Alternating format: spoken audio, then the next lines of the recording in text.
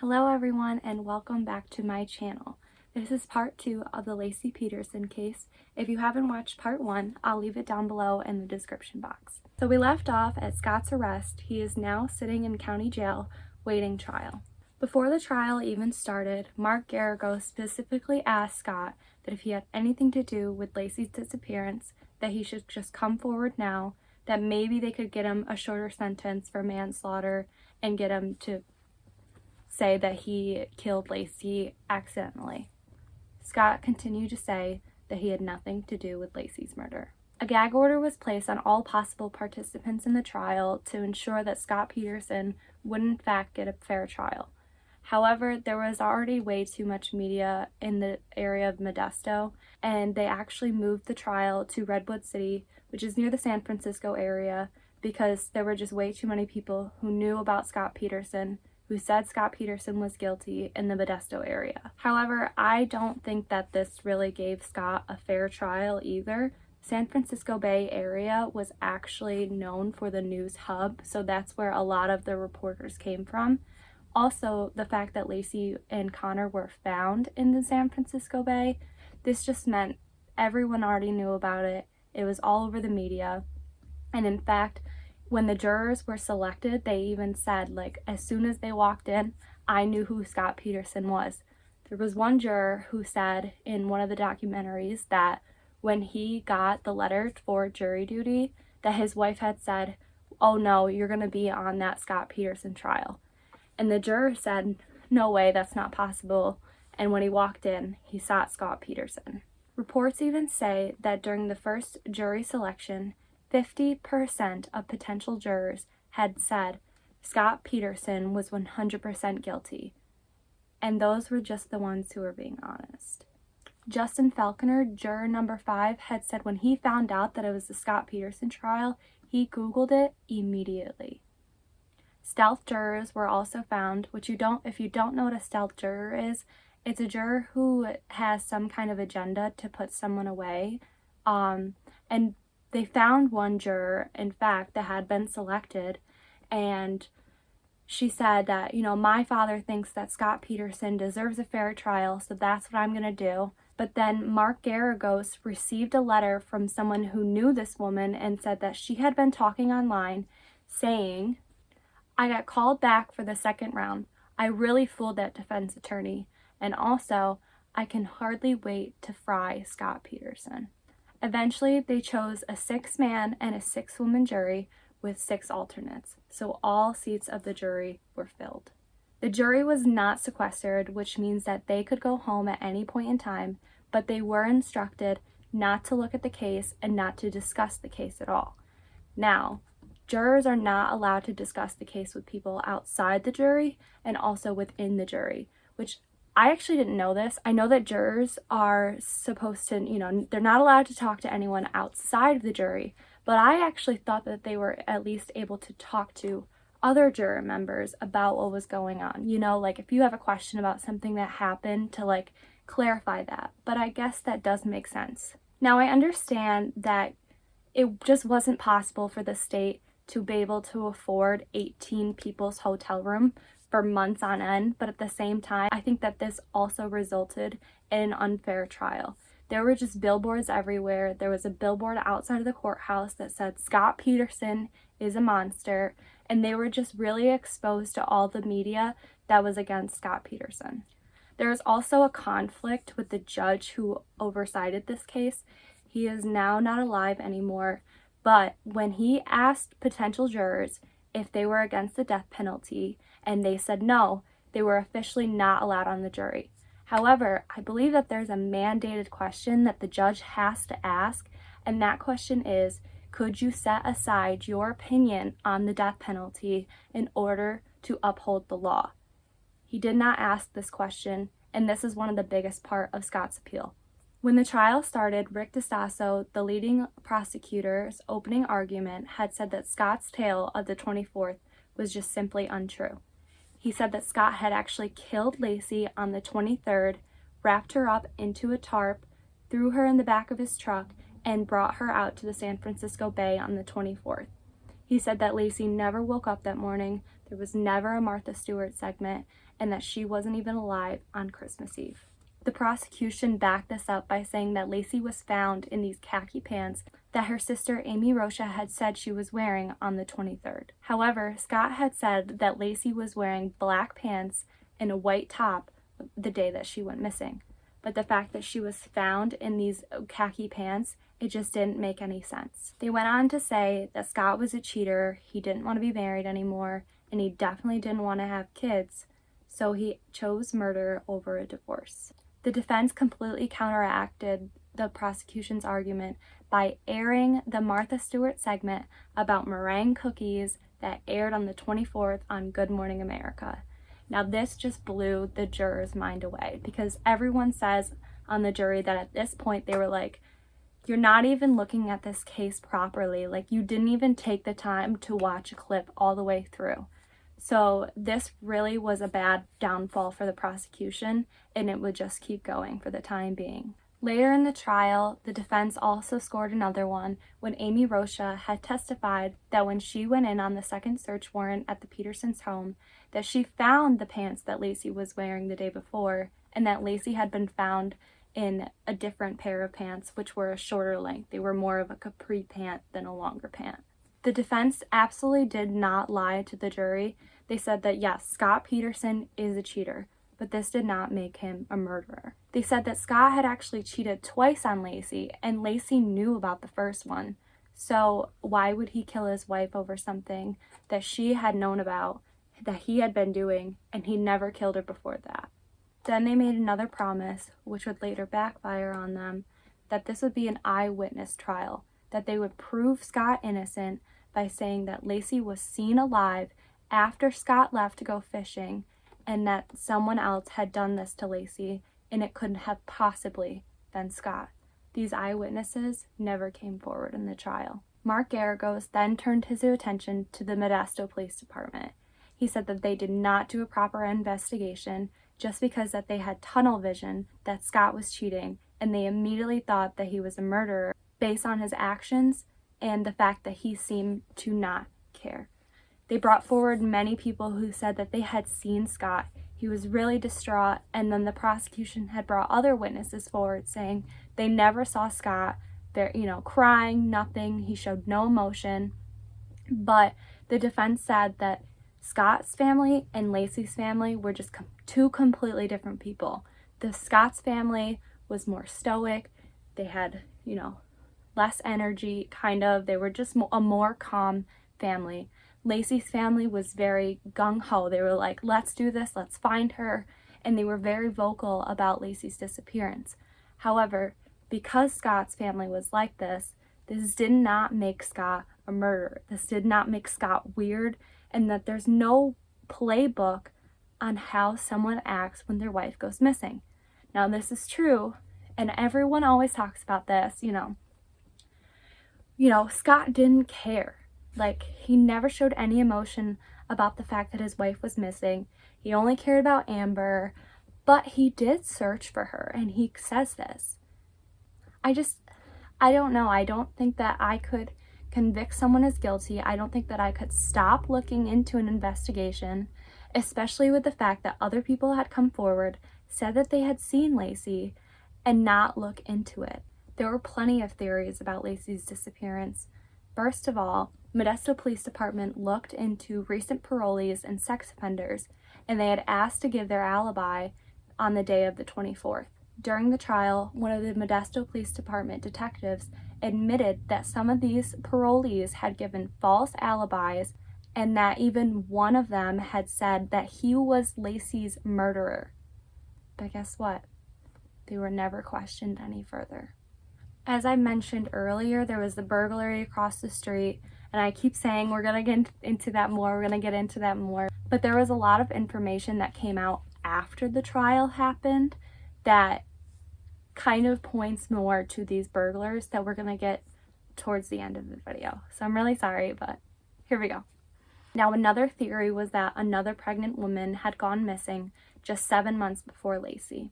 Her name was Evelyn Hernandez, and she was found in the exact same manner that Laci was found. She had no head, she had no forearms, and her legs were gone as well. Evelyn Hernandez mysteriously went missing, dropping her son Alexis off at school in the San Francisco area on May 1st, 2002. Now, there's a lot of speculation as if this could have been some kind of satanic cult. That was definitely a theory. I'm not really going to get into that. It's just a little too far-fetched for me. But it was a theory that did come up in the trial, and I honestly think that Evelyn's boyfriend or her boyfriend's wife had actually killed her. But it was still a theory that wasn't looked into well enough, and the fact that her boyfriend, Herman Aguilera, has never been charged with her murder definitely speaks about that as well. Now, like I said, Herman Aguilera was married, but he was also seeing Evelyn Hernandez on the side. Now, Herman Aguilera's wife actually knew about Evelyn, but she did not know that she was pregnant. So it's possible that either Herman or his wife killed her, but it's just too much of a coincidence, the fact that they were found the exact same way in the same bay, and it was just never looked into. Evelyn's son, Alexis, or Alex as he likes to be called, is still missing today. Another pregnant woman called the Modesto tip line and said that something weird happened to her also on Christmas Eve day. She was working at her store when 3 men were sitting in their car outside of the store. She felt really uncomfortable about this, and she kind of felt threatened, so she decided to go back in the store and call the police. When she went to the back, a man came in, but when she came back, they were gone. She was 8 months pregnant also, and her due date was the same day as Laci's. To this day, she thinks that what happened to Laci could have happened to her. Now, the only person who ever followed up with this woman was a member of Scott's defense team, Matt Dalton. She says that she has never spoken to the police about what happened to her. Like I said, this is why I'm not the biggest fan of the Modesto Police Department.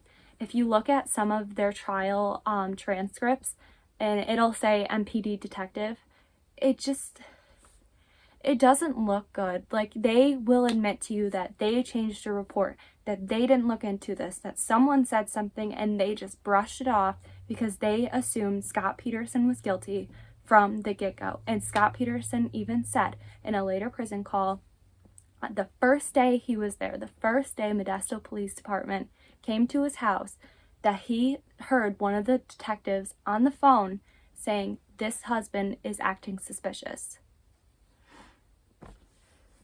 It just seems bad. It just looks bad. Anyway, back to the trial and back to the Modesto Police Department. So now we're going to get into Al Brocchini. Mark Garagos really paid a lot of attention to him. He accused Brocchini of falsifying reports, saying that Laci did in fact know about Scott's boat, but that Al Brocchini had redacted it from a report.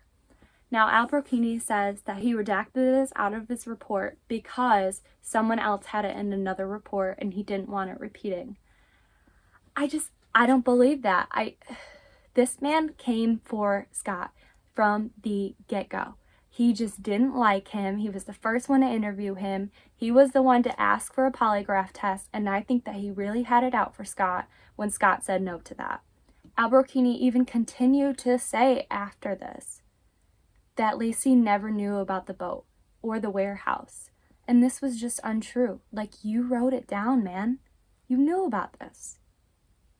And listen, like I said, I have no clue if Scott is innocent or guilty. I can't make that affirmation. I really can't. But what I do know is that I would not want this man looking into me or accusing me of anything, because he just seems to be the kind of guy to cut corners and just say, I know for a fact, I have this gut feeling, and I think a gut feeling is a good thing. I'm not saying that it's a bad thing.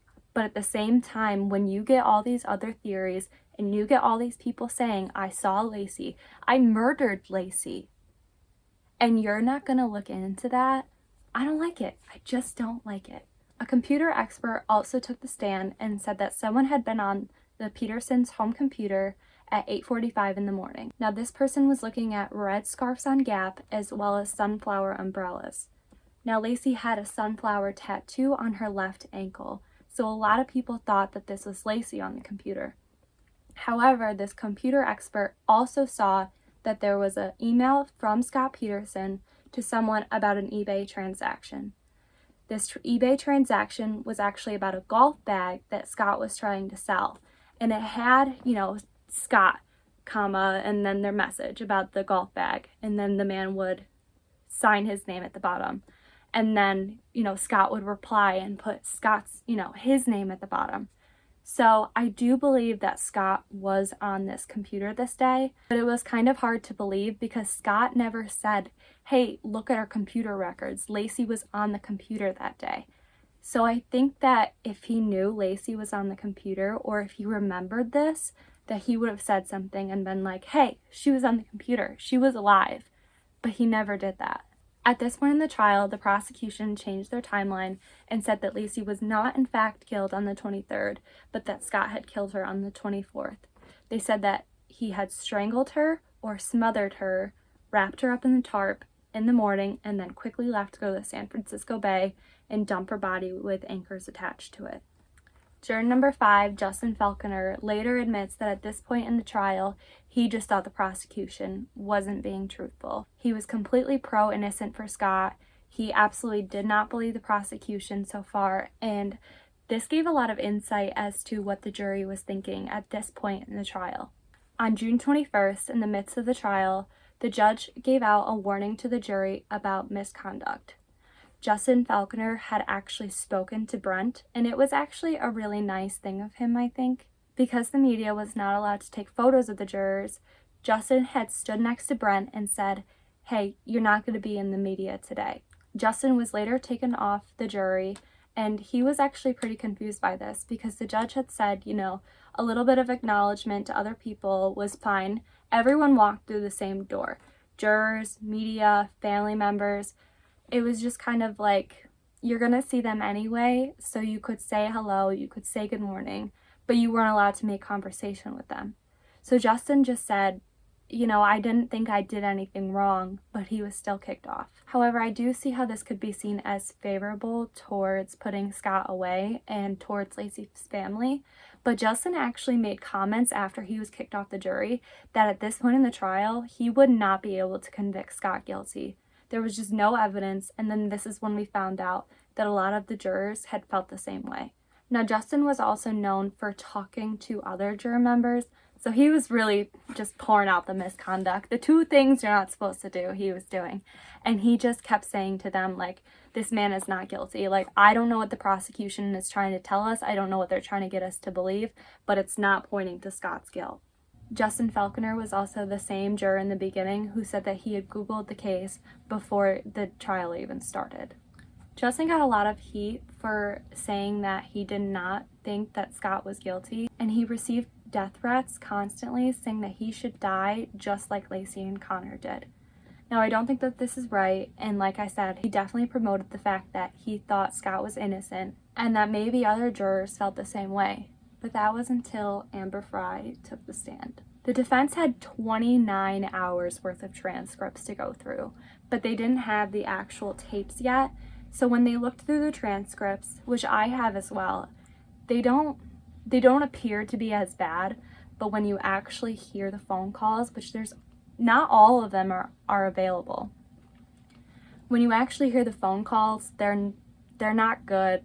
It just seems like Scott didn't care about finding Laci at all. He really just wanted a relationship. Even after Scott had told Amber, look, I'm the Scott Peterson whose wife is missing, he just wanted a relationship with her.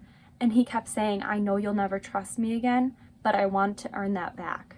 However, these tapes also just showed the detailed lies that Scott could tell. I mean, he was hung up on that time difference thing. When he said that he was in Paris, he would be like, well, you can call me at this time because it's 9 hours earlier, and we should just be talking at night because that's the most intimate time. Dude, your wife is missing and you want to talk to your girlfriend about the most intimate time? Okay.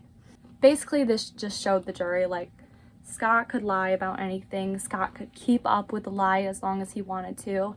And this kind of drew the line towards the fact that he could lie about Laci's disappearance and the fact that he never hurt Laci for so long. Even though during the phone calls that the jury heard as well, Scott would continue to say, I never had anything to do with Laci's disappearance. Amber would accuse him of having something to do with Laci's disappearance, and he would just say, no, you're wrong. You don't know all the facts. But this didn't matter to the jury anymore. They saw how good of a liar Scott was, and they just didn't care anymore. Now the jury really did think that Scott had chosen murder over divorce for the fact that Scott just wanted to live a bachelor life. I mean, in these transcripts, you can hear that Scott doesn't want children, and he talks about that. And when Amber says, is that something that you're adamant about? You know, Scott is like, no, I'm not adamant about it, but it's just not something I want right now. Now, this was weird because your wife was pregnant, you were about to have a kid in less than a month, and then they're dead. And they're found in the exact same bay that you went fishing on the day she went missing. The prosecution then brought in a dog handler who had dogs to trace Laci's scent, and they did in fact trace Laci's scent down at the Berkeley Marina on the same dock that Scott had used to put his boat in the water. Now, this is also a part of Scott's appeal because these dogs were later found out to be uncertified dog sniffers, basically, and it should have never been allowed in the trial, but it is a part of Scott's appeal. However, all the jury heard was that Scott had brought his wife and his unborn son to the same dock into the same bay that he was at. Rochelle Nice, an alternate juror, even said that the dogs were one of the biggest points for her, that she just said that this wasn't a coincidence. Then both the prosecution and the defense had brought in their own medical examiners. And once again, this is going to be graphic. It is about the bodies after they were found, so I'm going to put another timestamp in here. So if you don't want to hear it, that's fine. The timestamp will be down below. The prosecution's medical examiner, Dr. Peterson, not related to Scott Peterson, had said that Laci was found with a tear in her uterus at the top, and he said this is how Connor had gotten out. When he was asked if he could determine Connor's gestational age, he said that he could not. When he was asked if he could determine Laci's cause of death, he could not. However, he determined that Connor had stayed in Laci's uterus up until shortly before they were found because Laci was so much more decomposed than Connor was, and so it was more like Laci had kind of kept Connor protected for as long as she could. There was no sign of vaginal birth or cesarean birth. Dr. Peterson also said that he did not believe that the umbilical cord was cut, but that it was most likely torn away due to the water. He says that he cannot determine whether Laci was alive or dead at the time Connor was out of her uterus. Now, I've seen reports that Dr. Peterson had definitively said that Laci had died on December 24th, but in the transcripts, I did not see that anywhere. So maybe it was the other medical examiner.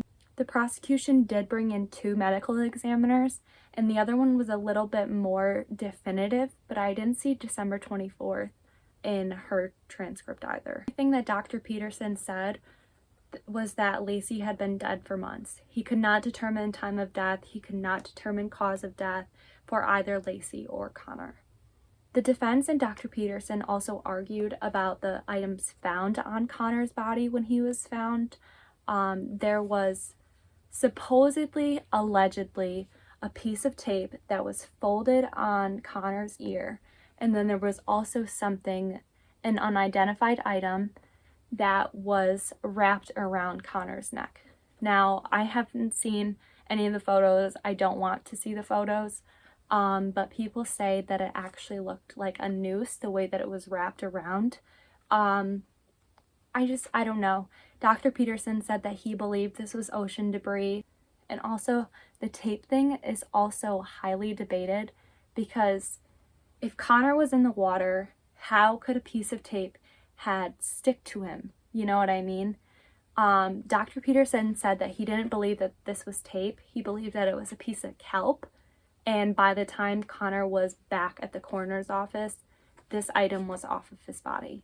Again, The noose thing was also kind of related to the cult theory that the defense kept bringing in. And like I said earlier, I don't really want to get into that. I know that I've seen reports that the Modesto Police Department had actually been looking into a cult because this one woman had said, I'm getting into it, whatever. This one woman had said that she was kidnapped and raped and attacked by a satanic cult. And she said that they had performed a ritual on her.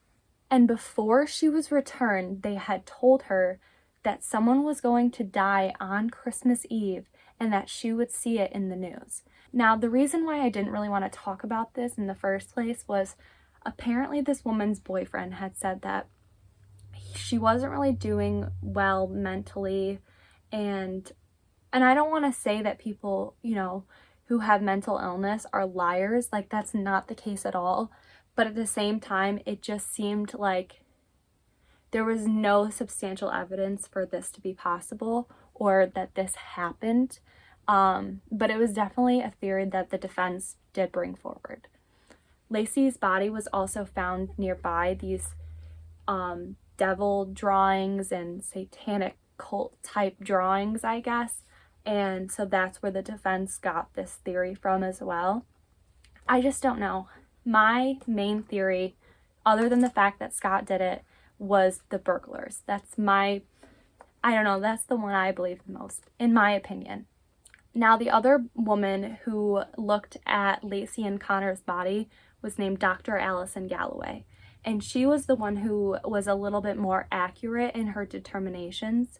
She said that Laci had been dead for about 3 to 6 months and that Connor's gestational age was 33 to 38 weeks.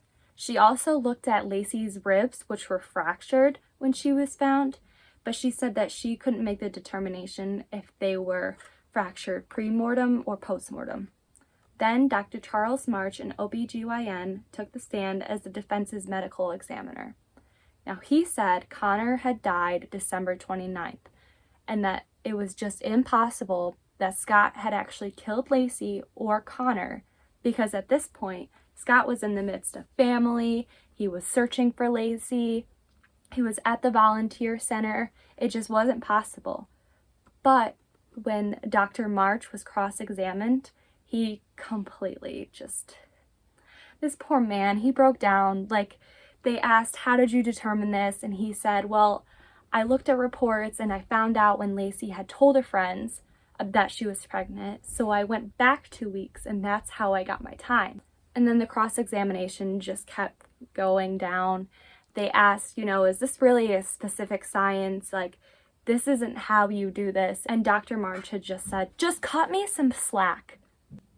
And it was at this point, a legal analyst who was witnessing the trial had said she looked over at the jury and saw that every single one of them had put their notebooks and their pens down and just didn't listen to another word that Dr. March said. This is a really big blow for the defense, and they just weren't doing very well at this time. The defense had conducted an experiment where they threw off a 150-pound weight, which was Laci's weight at the time of her death, off of a boat that was just like Scott's. It was the same type of boat as Scott's. It was the same manufacturer as Scott's. They had went around the same time that Scott had went fishing. However, when they did this experiment, the boat had capsized every single time, and they did it 4 times. The guy who was doing this experiment had drowned almost 3 times during this. However, the judge said that because this was not Scott's exact boat, that he could not allow this to be admissible in court. But what this judge did allow was the juror members to go onto Scott's boat on land. Now, you're not going to get an accurate depiction of how sturdy the boat is on land. If Scott had dumped Laci in the water, you should be going out in the water. But this judge had just said, no, it was too dangerous to take this boat on the water. Honestly, neither of these should have been allowed in court. Now, in my opinion, the strongest piece of evidence in this trial was not Amber Frey. Amber Frey was the one who got the trial to tip more to the prosecution side than before the defense was just blowing the prosecution out of the water. They were doing great. Amber Frey was the one who had just turned the jury's mind around and said, this man's a liar. This man is guilty. However, what I think the biggest piece of evidence was the fact that Laci and Conner were found at the same place where Scott had gone fishing.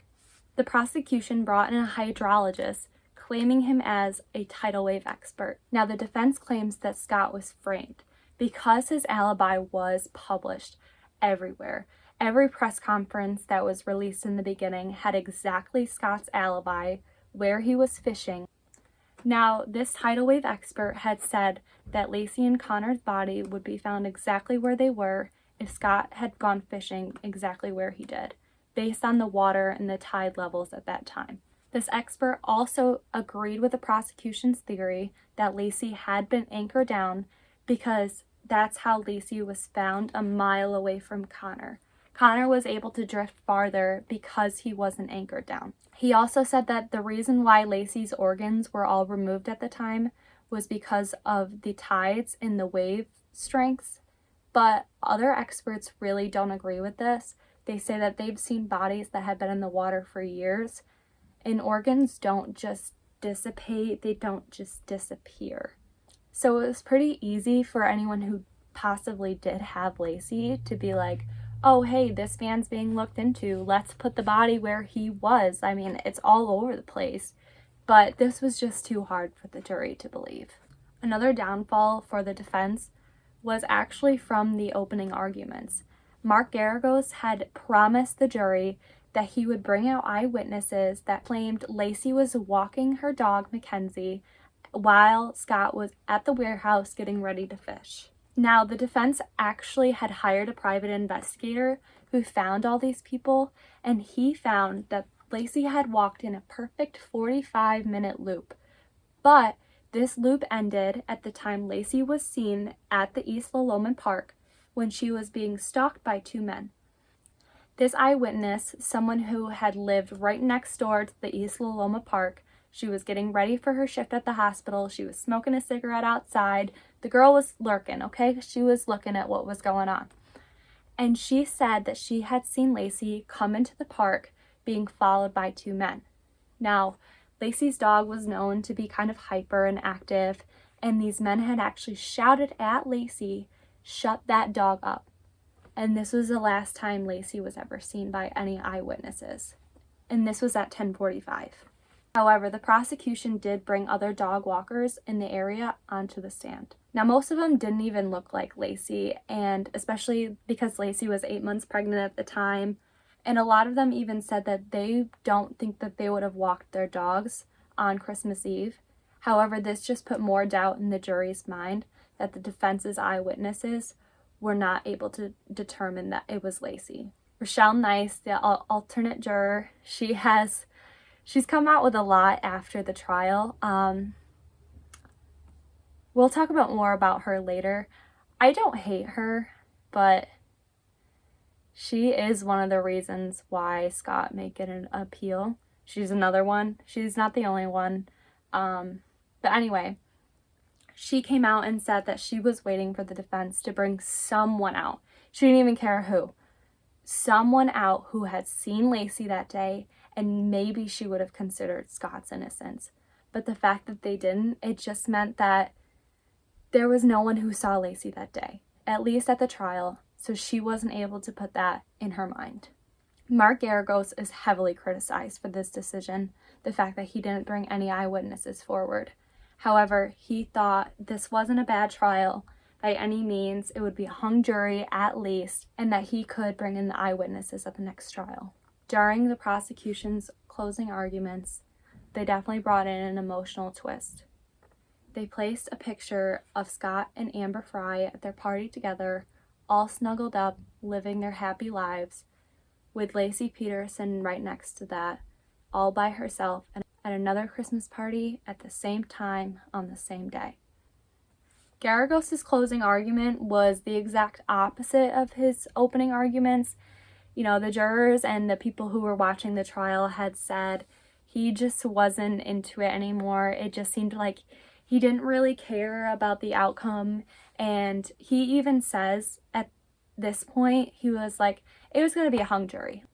There was just no way that all 12 jurors would be able to put Scott Peterson away. When the trial was over, the jurors had the time to deliberate. The first thing they did was take a tally of guilty to not guilty votes, and it was a 10-2, guilty versus not guilty. Juror number 1, Greg Baratlis, had said that he was one of the two that had said he just couldn't say that Scott Peterson was guilty right away. And so at this point, they brought out a whiteboard and they just went over every single detail that they possibly could. On day 5 of the jury deliberation, there was a report to the judge that there was just no way that they could get a unanimous vote. And then one juror admitted to the judge that she had looked up something online, and it was just to check if a fact was correct or not, but the fact that she did this meant that she was taken off the jury and the deliberation would have to start again. That was when Rochelle Nice, the alternate juror, became juror number 7. Juror number 1 said that as soon as Rochelle Nice came into the deliberation room, that she had just said out loud, "This man is guilty, he killed the little man," which is what she called Connor Peterson. This juror was pretty mad because they had just gone over so many details of the case and the fact that they had to do it all over again, and she wanted nothing to do with it. She just said, "This man is guilty." There was no changing Rochelle Nice's mind. I'm telling you that. Now, the jurors also had a really big problem with the foreman, Gregory Jackson. Gregory was a lawyer and a doctor, so he definitely was very qualified to be the foreman, and he was probably, one of the most intelligent jurors on the jury. And he had stacks of notes. I mean, what do you expect? He's a lawyer. Obviously, he's in a trial. Like, he's gonna take really detailed notes, and he's gonna want to make sure that he's making the right decision. And he just kept saying, "I can't convict this man with all the facts that we have." And a lot of the jurors said that they just kept going over the same thing over and over and over again. And that was when juror number 8, John, I'm sorry, I can't pronounce his name, so I'm not even going to try, supposedly threatened him. Now, they had already gone to the judge and said that we need a new foreman. Like, this guy isn't cutting it. He's not facilitating things properly. But at this point, when Gregory had felt threatened, he couldn't do it anymore. And so he went to the judge and he said, "I can't deal with this environment anymore and I need to leave." Now, juror number 8, it has never been officially stated that he had physically threatened Gregory, but the other jurors do say that he was constantly yelling, he was very angry, and he just wanted to get out of there. Gregory later told the media that this is one of the most aggressive groups that he had ever seen in his entire life. But now, because Gregory was gone, this was Scott's last hope for a retrial. When the jury had to start deliberations again, it was on a Thursday afternoon. So both Scott Peterson's dad, as well as Scott Peterson's lawyer, Mark Garagos, left the city for the weekend. They didn't think that it was going to take 24 hours, but when the verdict came back the next morning, everyone was shocked. Now, Scott Peterson really did think that he was going to go home that day, but he did not. He was convicted guilty of first-degree murder for Laci Peterson and second-degree murder for Connor Peterson. Immediately after, you could hear the crowd roaring outside. Apparently, you could hear this from like half a mile away from the courthouse. So people were really excited, but there was also a lot of disgusting behavior, in my opinion. There was a boat outside the courthouse that looked like Scott's, with signs on it, "Murderer," and "You should be dumped in the bay." They also had a garbage bag in this boat, appearing to be a body with an anchor. As Scott Peterson's family, who were at the courthouse that day, left, as they were walking on the sidewalk, you could hear people screaming at Jackie Peterson, "Hope they fry your son." I'm sorry, this is disgusting and absolutely unwarranted. Not only for Jackie Peterson to hear that, but for Laci's family to walk out and see that boat. I don't think I could handle that. Next step for the jury was to decide on the death penalty. However, they had a 2-week hiatus, And during this hiatus, it was found out that juror number 8, John, of course, was talking about the trial. Now, this was jury misconduct. Just because you're on a hiatus, it does not mean that the trial is over. You still have to deliberate on the death penalty decision. A local analyst overheard from a bartender that juror number 8, John, had said, "We're going to get Scott Peterson," and apparently was talking about a book deal. They eventually did actually release a book. It's called Weed the Jury. So it just didn't look good. So the legal analyst informed this to the judge, and the judge called a hearing. Now the judge had subpoenaed the bartender, and he pled the fifth. So John was able to stay on the jury. And as John said, "We're going to get Scott Peterson." They did. Scott Peterson was sentenced to death for the murders of Laci and Connor Peterson. Directly after this verdict, there's interviews of the jurors, and it wasn't a good look. Rochelle Nice was one of the jurors who had talked to the media and said pretty vindicative things like, "San Quentin's your new home," calling Scott an asshole. Another juror said, "In the state of California, it's illegal to kill your wife and child, Scott." And it gave them a bad look. And to this day, Rochelle Nice says that she regrets saying those words. After the trial, there were a lot of rumors about Rochelle Nice. Her nickname actually became Strawberry Shortcake after she became a juror. But anyway, Scott Peterson's appeal team had actually found facts about Rochelle Nice's past, that she had been threatened while she was pregnant. Scott's appeal team is trying to call Rochelle Nice a stealth juror, saying that she had just kind of taken her anger out on Scott for something that happened to her while she was pregnant also. Now, Rochelle says that while she was being questioned for the jury, that this incident never came in her mind. And honestly, I do believe her, but at the same time, it's just giving Scott's appeal team more evidence, the fact that the jury selection was not good. Rochelle also does admit that she had wrote to Scott while he was in prison. Scott likes to call Rochelle his pen pal, but she said that this wasn't anything. It's not like she regrets her decision. She just said that Scott had never actually spoken during the trial, and she wanted to hear from him as to why he killed Laci and Connor. Now, you may think, okay, case closed. On death row. Goodbye. See you later. Have a great day. Sorry, no. Scott's appeal team had gone back to look further into the burglary. Now, this is when we're going to get into it. A private investigator, Carl Jensen, says he had gone through the tip line when he found a phone call from a CO of Norco Correctional Institute in California. He told the tip line that he had overheard a phone conversation with an inmate and their brother, Sean and Adam Tenbrink. Adam told his brother on this phone conversation that Laci did in fact confront the burglars and that Stephen Todd had threatened Laci. Now, if you remember, Stephen Todd was the one who said, "I had nothing to do with that missing pregnant woman." So now this man's looking a little bit more and more suspicious. Then Sean told his brother to shut up, that these phone conversations were being recorded, and they were. When the CO found out about this conversation, he immediately called the Modesto Police Department, and this was only about 2 weeks after Laci disappeared. This wasn't much longer after, one, she disappeared, and two, both Stephen Todd and Pierce were arrested. When Scott's appeal team tried to track down the recording of this conversation, it was lost. They couldn't find it anywhere. Modesto Police Department could not find it. Guess what else was lost back in 2003? In the summer of 2003, Mark Garagos had actually went up to Detective Krogan, a detective of the Modesto Police Department, and asked if he could have the safe. Now, he wanted the safe to test for any DNA evidence, in case Laci's DNA was actually on the safe. Maybe he could have found something that the Modesto Police Department didn't look into. And then when Detective Krogan had responded to him later, he had said that they destroyed the safe. Now, like I said, the fact that the judge didn't ask that follow-up question about the death penalty is also a part of Scott's appeal case. This might actually get Scott an appeal. Another part of the appeal was the tracking dogs.